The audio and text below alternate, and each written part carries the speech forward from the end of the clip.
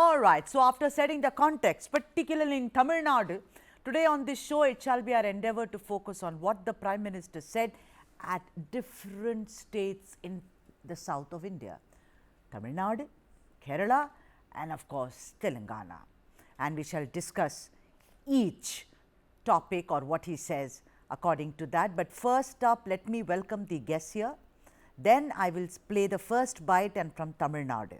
The guests are George Kallivayalil, who is senior journalist and associate editor Deepika Daily, Kerala. Saye Sekhar, senior journalist, Banuchandar Nagarajan, political journalist, and Muralidharan, who we just heard in the film, also here in real, political analyst. So, vanakkam to all of you, welcome to the show. First up, his stop in Tamil Nadu, because we showed you the film on Tamil Nadu, the BJP's, expansion plans. Let's play the first bite and then I go to the guests. संसद की नई इमारत बनी तो तमिल महान परंपरा के प्रतीक इस धरती के आशीर्वाद स्वरूप पवित्र सेंगोल को हमने संसद के नए भवन में स्थापित किया। लेकिन इन लोगों ने, डीएमके वालों ने इसका भी बायकॉट किया। उन्हें सेंगोल की स्थापना भी पसंद नहीं आई। ये लोग अब गाली गलौज पर उतर आए हैं, तमिलनाडु की पहचान को बदनाम कर रहे हैं। आप सोचिए, डीएमके और कांग्रेस तब भी चुप बैठे रहे थे जब जलीकट्टू पर पाबंदी लगी थी। ये लोग तमिल संस्कृति को नष्ट करना चाहते हैं। So, as promised, like I said, we'll take a look at what the Prime Minister said and we'll go to our guests. George, very good to see you after a long time. George, how are you? Vanakkam, namaskaram. Namaskaram. George, tell me something. I wrote a tweet today on the show and I said that no other Prime Minister has actually reached out to the South. Whether it's going to give us results or not, I'm not talking about the efforts that he makes. You see Kashi Sangamam, particularly Tamil Nadu, even in Kerala, we'll come to Kerala after Tamil Nadu because his first stop was Kanyakumari. So far as the Sengol is concerned, it's both a cultural issue, it's an emotional issue, And for Prime Minister having done that, appropriated the Sengol, given it the rightful place, don't you think that this is something which will travel well with the people of Tamil Nadu?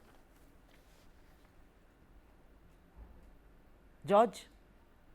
It's a question is with me. I thought it was, definitely it will, raise some hope for BJP because he has, Prime Minister has evoked every sentiment of Tamil, especially Tamil culture, the Sengol, and he has attacked the DMK and Congress in their turf.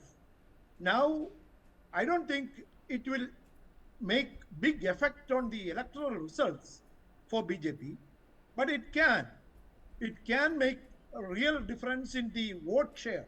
At least BJP will get a more vote share in Tamil Nadu and in Kerala also.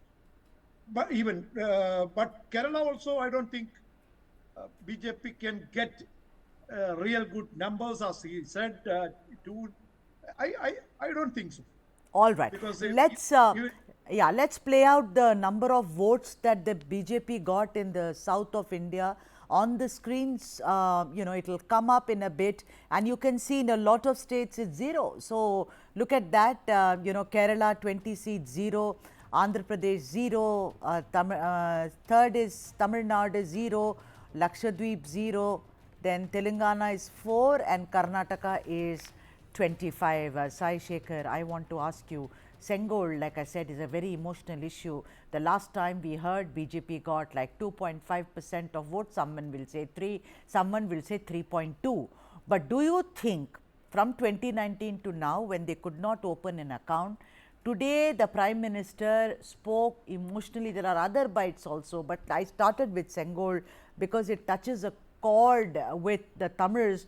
Do you think that the BJP has full chance of improving? Because Saye Sekhar, it is much like, will you give my state the special status like Andhra Pradesh has been asking for years, and they have got nothing. There is complete silence there.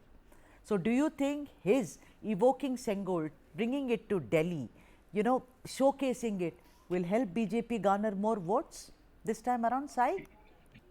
If taunting a stick can generate votes, everybody would do that. And stick as in the Sengol, whatever name you call it with, but taunting that, and actually you have suddenly reminded me of that after the Prime Minister was speaking about it in Tamil Nadu. But these optics and this posturing, I doubt whether it will cut much ice with people. Yeah, there are people who are religious. There are people who respect the ideology being pursued by the BJP, the inauguration of Ram Temple and all. But then Tamil Nadu is also known for its atheist politics, and patriarchs like C.N. Annadurai and all. They were totally atheist, and even Karunanidhi, for that matter. M.K. Stalin, even DMK, AIDMK, everyone was pursuing irreligious politics. So in that place, these people are trying to find their footing by invoking the God and Sengol and that kind of history. I doubt whether it can cut any ice, because Tamil Nadu, there is no space for BJP. All right. At the most, they might win, repeat their feat like what they did with one parliamentary seat maximum. That's all. Right. Very well put. He says absolutely optics are not going to work, says senior journalist Saye Sekhar. Let me go to Banuchandar Nagarajan. Banuchandar Nagarajan, I wanted to tell Sayee, but he was speaking so eloquently, I didn't stop him, that the DMK is now doing what is called the Global Lord Murugan Conference. You and I were on a show. So Sayee, all that is old, that the DMK, they are also trying to invoke as many gods as possible. How will you and I do without gods, Sayee? We are all from the south, no? Somewhere So or the gods other. must be crazy. Yeah, so somewhere or the other we will go to the temple. Banuchandar, do you think that, again and again I'm asking you, he talks about Tamil being the most ancient language. He talks about the culture. Today he spoke about how the DMK does not have respect for the women, although it launches several welfare schemes for women. It is all for garnering votes. But Sengol, do you think by invoking Sengol, by invoking Tamil culture, Tamil language, the loot which he attributes to the Dravida Munnetra Kazhagam, do you think the BJP will improve? Because Prime Minister Modi can turn the tide. I am sticking my neck out. He's proven it in many elections.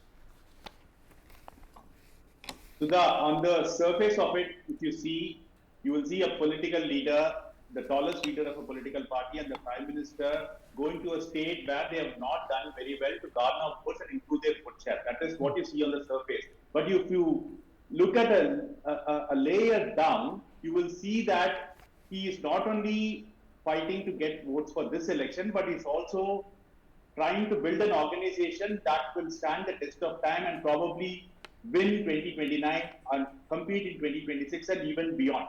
Remember that Prime Minister Modi is an organization man. He knows that to break down the wall, you have to give 100 dhakkas, right? And that's why the 5 visits. And what tool has he taken to fight this war? Right. The war of culture. That's where the Sengol comes into play. That's where the Kanchi Commission comes into play. Yeah, okay. And so on and so forth. I'm requesting all our guests today to, not that any of you speaks more than what is required. You're all my favorite analysts, but I have to cover 3 states, gentlemen. So please have pity on me. Show me some pity. So thank you guys. Banu is smiling away. Muralidharan, do you think that this Sengol, again I'm asking you before I go to the next aspect of the BJP, the trump card many say, but do you think that being emotional, Banuchandar says it's going to work. It's not just that. He says again and again saying the same thing. He's actually creating an edifice. Do you think that will hold him in good stead when we go to elections? Tomorrow the dates will be out. as long as Tamil Nadu and the South is concerned, um when your rule is Kodungol, how can Sengol help? That's a question South Indians ask. And we are much more evolved, much more educated, and much more superior states. So obviously, when BJP BJP communalizes a vote bank, and South is going to resist. So whatever he does, and it will be taken with a pinch of salt.